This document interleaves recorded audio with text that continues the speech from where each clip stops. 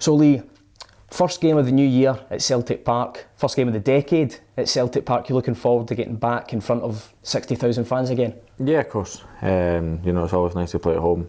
You always want to do well there, and we need to put the last result at Celtic Park behind us and move forward now.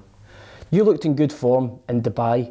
How was your mindset out there in terms of trying to impress the manager? And did you feel that you were looking back to your best? I felt sharp. I think going over there, you need to put in that extra bit to try and catch the manager's eye and show them that you still want to be a part of the squad. There's been a lot of talk of maybe me going out on loan or getting sold, but there's only one place I want to play, and that's here. And thankfully I've done myself justice in Dubai and tried to carry that form and training back over here. I mean, you look back to your old self on the pitch, is it purely just down to scoring goals again? Yeah, I think obviously as a striker you're going to be judged on goals, and it's just about getting that opportunity to try and show that I can still do it at this level. People are thinking I was past it, and it's time to move on, but the more minutes I get under my belt, the more fitter I'm going to feel, the more sharp I'm going to feel, and that will only benefit me and the rest of the squad. And talking about the rest of the squad, it's only been 2 starts, but yourself and Odsonne, some of the link-up play last night was great to watch.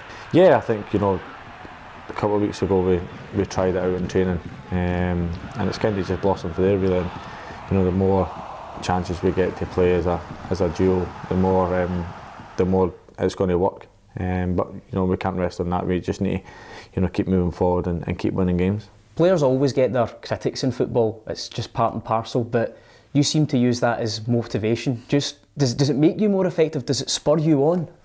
Yeah, especially when certain critics are watching the game and judging the whole performance. I think there's nothing better than critics watching the game and managing to shut them up. Where what I do best is scoring goals. So it's always nice, but I'm trying to focus on myself and make sure that I can stay in the starting 11 and also get my fitness levels up.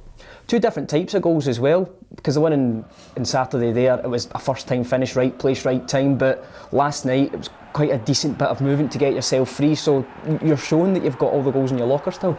Yeah, and you never lose that instinct to be in kind of the right place at the right time. I think Saturday I was just hoping that the ball was going to land at my feet, regardless if it was how it came about, if it was a tap in from the goalie or whatever. And then last night, it was a great team move, and Cal's got his head up, found me in space, and I've managed to tuck it away.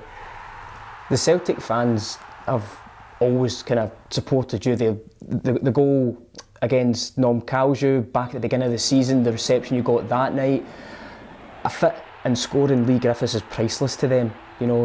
Some players are able to maybe play without that connection, but you strive for it. How much does their support mean to you? Yeah, I mean, since the minute I came back, it's been overwhelming, the support I've had. Not just from the fans, but from Peter, the gaffer, Kendo, Duffers, a whole lot of the squad as well. They've been absolutely brilliant.